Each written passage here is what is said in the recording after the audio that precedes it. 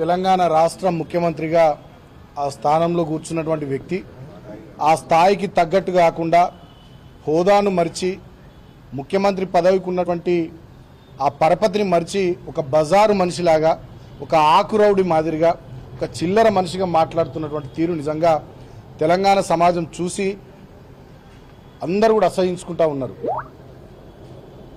గతంలో ఇష్టం వచ్చినట్టుగా మాట్లాడినటువంటి రేవంత్ రెడ్డి ముఖ్యమంత్రి అయిన తర్వాత పద్ధతి మార్చుకొని ప్రజలకు ఆయన చేసినటువంటి హామీలు, వాళ్ళ 6 గ్యారంటీలు, వాళ్ళు ఇచ్చినటువంటి మేనిఫెస్టోలో చెప్పినటువంటి విషయాలు అమలు చేస్తారని చెప్పి ప్రజలు ఆశిస్తే మొత్తం దాని నుంచి ప్రజల దృష్టిని మరల్చే కోణంలో భాగంగా ఆ కుట్రలో భాగంగా కేసీఆర్ గారిని అదేవిధంగా మా పార్టీ నాయకులను ఇష్టం వచ్చినట్టుగా వ్యక్తిగతంగా బయటకు మాట్లాడరన్నటువంటి భాష వాడుతూ ఇష్టం వచ్చినట్టుగా ఆయన ప్రవర్తిస్తున్న తీరు నిజంగా కళ్ళుదాగిన కోతి ఎట్లా ప్రవర్తిస్తుందో ఇవాళ రేవంత్ రెడ్డి ముఖ్యమంత్రి హోదాలో అట్లా ప్రవర్తిస్తున్నాడు. ఇవాళ ఆయన మాట్లాడినటువంటి మాటలకు సంబంధించి మేము మా సీనియర్ నాయకులు హైదరాబాద్ ఇన్ఛార్జ్ శ్రవణ్ గారు, మా ముషిరాబాద్ ఎమ్మెల్యే ముఠా గోపాల్ గారు, మా యూత్ నాయకులు గెలు శ్రీనివాస్ గారు, ఆశీష్ యాదవ్ గారు, జయసింహ గారు, మా సీనియర్ నాయకులు మన్నె గోవర్ధన్ రెడ్డి గారు, ఇతర మిత్రులందరూ కూడా వచ్చి ఇక్కడ పంజగుట్ట పోలీస్ స్టేషన్లో రేవంత్ రెడ్డి గారి పైన కంప్లైంట్ ఇవ్వడం జరిగింది. తక్షణమే ఆయన మీద కేసు బుక్ చేయాలి. ఎందుకంటే ఇటువంటివి ప్రజాస్వామ్యంలో మంచివి కావు.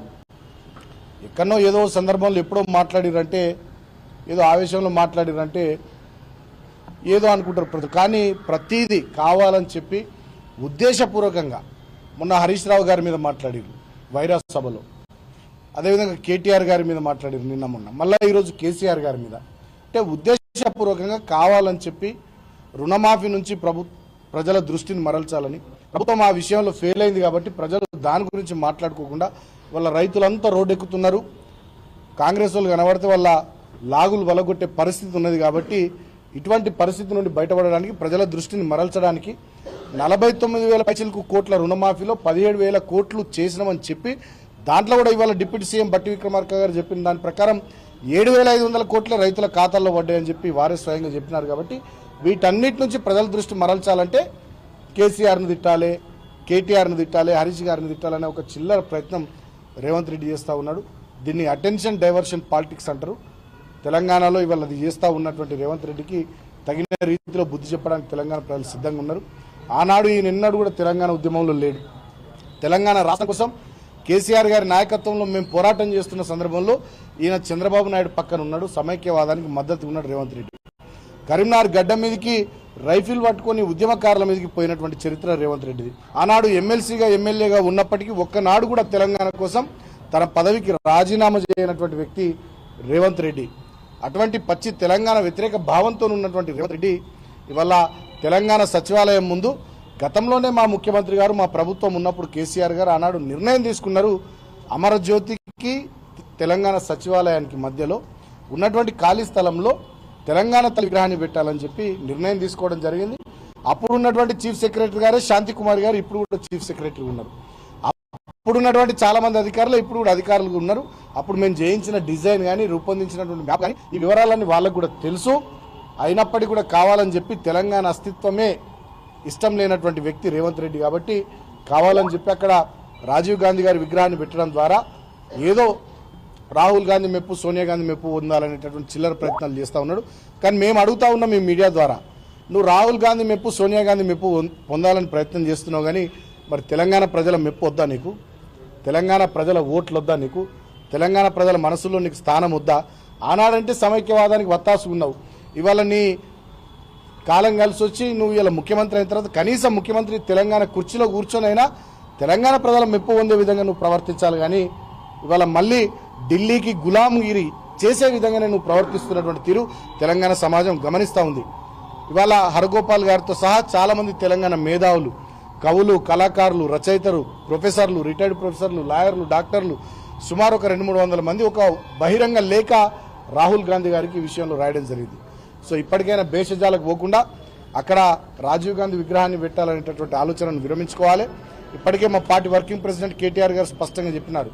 శంషాబాద్ ఎయిర్పోర్టుకు రాజీవ్ గాంధీ పేరుంది, ఉప్పల్ అంతర్జాతీయ క్రికెట్ స్టేడియానికి రాజీవ్ గాంధీ పేరుంది, మా రహదారి ఉంటుంది స్టేట్ హైవే 1 ఇక్కడ నుంచి మా రామగుండం దాకా దాని పేరే రాజీవ్ రహదారి, సిద్దిపేట అదేవిధంగా కరీంనగర్ రామగుండం పెద్దపల్లి రామగుండం మీదుగా పోయేటటువంటి రాజీవ్ రహదారి, అదేవిధంగా ఇంకా చాలా వాటికి రాజీవ్ గాంధీ పేర్లు ఉన్నాయి. బాసరా IIITకి రాజీవ్ గాంధీ గారి పేరుంది. అదేవిధంగా చాలా రాజీవ్ గాంధీ గారి విగ్రహాలు తెలంగాణలో ఉన్నాయి. సో మేము వాటికి వ్యతిరేకం, రాజీవ్ గాంధీ గారికి వ్యతిరేకం కాదు. ఆయన భారత మాజీ ప్రధానమంత్రి అయినప్పటికీ కూడా మేము ఒకటే మాట కోరుతా ఉన్నాం, రేవంత్ రెడ్డిని నువ్వు పునరాలోచన చేయాలి.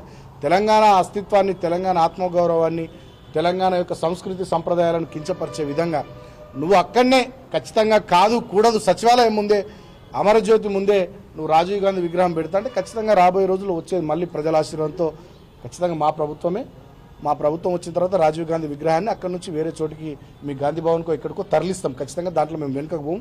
ఇప్పటికైనా అటువంటి మాజీ ప్రధానమంత్రి కాబట్టి ఆయనకు ఉండేటటువంటి గౌరవ రీత్యా ఇటువంటి చిల్లర పనులు చేయొద్దని చెప్పి నేను రేవంత్ రెడ్డికి సూచిస్తా ఉన్నా. సో ఇవాళ ఆయన మాట్లాడినటువంటి మాటల్ని సభ్య సమాజం తెలంగాణలో తీవ్రంగా ఖండిస్తూ ఉంది. మేము కూడా ముక్త కంఠంతో ఖండిస్తూ ఉన్నాం. ఈయన భాషను, ఈయన పద్ధతిని, ఈయన ధోరణిని, ఈయన నడవడిని, ఈయన ఆలోచన విధానాన్ని తెలంగాణ సమాజం కూడా గమనించాలి, గుర్తించాలని చెప్పి నేను ఈ సందర్భంగా విజ్ఞప్తి చేస్తూ ఇప్పుడే స్టేషన్ హౌస్ ఆఫీసర్ సిఐ గారికి పంజాగుట్ట పిఎస్లో కంప్లైంట్ ఇవ్వడం జరిగింది. డెఫినెట్గా వీ హోప్ ఆయన కేసు ఫైల్ చేస్తారని చెప్పి మేము అనుకుంటున్నాం. ఎఫ్ఐఆర్ ఫైల్ చేస్తారు. డెఫినెట్గా ఇటువంటి భవిష్యత్తులో పునరావృతం కాకుండా పోలీస్ డిపార్ట్మెంట్ కూడా తగిన చర్యలు తీసుకుంటుందనేటటువంటి ఆశాభావాన్ని మేము వ్యక్తం చేస్తూ ఉన్నాం. ఇందాక మా శ్రవణ్ గారు చెప్పినట్టు నేను కాంగ్రెస్ పార్టీ సీనియర్ నాయకుల్ని కూడా కోరుతా ఉన్నా, ఏమైపోయారు మీరంతా ఎటువేరు? మా దామోదర్ రాజనరసింహ గారు, ఉత్తమ్ కుమార్ రెడ్డి గారు, బట్టి విక్రమార్క గారు, చాలా మంది సీనియర్ నాయకులు, మరి మీరు ఎందుకు మాట్లాడతలేరు? ఈ ధోరణితో రేవంత్ రెడ్డి మాట్లాడుతూ ఒక రకమైనటువంటి చిల్లర వ్యవహారాన్ని తెలంగాణలో కొనసాగిస్తూ ఉంటే మరి తెలంగాణ కాంగ్రెస్ సీనియర్ నాయకులు మీరేం చేస్తూ ఉన్నారో ఇది తెలంగాణకు మంచిది కాదు, తెలంగాణ రాజకీయాలకు కూడా మంచిది కాదు. ఇవాళ రేవంత్ రెడ్డి ముఖ్యమంత్రి ఉన్నారు, డెఫినెట్గా మా టైం వస్తుంది, మా తర్వాత ఇంకెవరన్నా రావచ్చు. కానీ ఎవరు ముఖ్యమంత్రులైనా, మంత్రులైనా, ప్రభుత్వాలను ఏర్పాటు చేసినా తెలంగాణలో ఉండేటటువంటి ఆ సోషల్ ఫ్యాబ్రిక్ దెబ్బతినకుండా, తెలంగాణ సమాజానికి ఇబ్బంది కలగకుండా అందరం కూడా రాజకీయాలకు అతీతంగా మాట్లాడాల్సినటువంటి అవసరం, పనిచేయాల్సినటువంటి బాధ్యత మన మీద ఉంది. ఇటువంటి చిల్లర మల్లర రెచ్చగొట్టే ధోరణితో కూడినటువంటి చర్యల వల్ల తెలంగాణ సమాజంలో అశాంతి చెలరేగుతుంది. ఇప్పటికే లా అండ్ ఆర్డర్ పూర్తిగా కంట్రోల్ తప్పింది. హైదరాబాద్ ఆగమైపోయింది, తెలంగాణ ఆగమైపోయింది, మనకున్న బ్రాండ్ ఇమేజ్ అంతా కూడా దెబ్బతింటా ఉన్నది. సో ఇప్పటికైనా ముఖ్యమంత్రి రేవంత్ రెడ్డి బజారు మనిషిలాగా, చిల్లర ఆకురౌడిలాగా, కళ్ళు దాగిన కోతిలాగా మాట్లాడడం బంద్ చేసి బాధ్యత కలిగినటువంటి ముఖ్యమంత్రిగా ప్రవర్తించాలని నేను కోరుతా ఉన్నా. Thank you.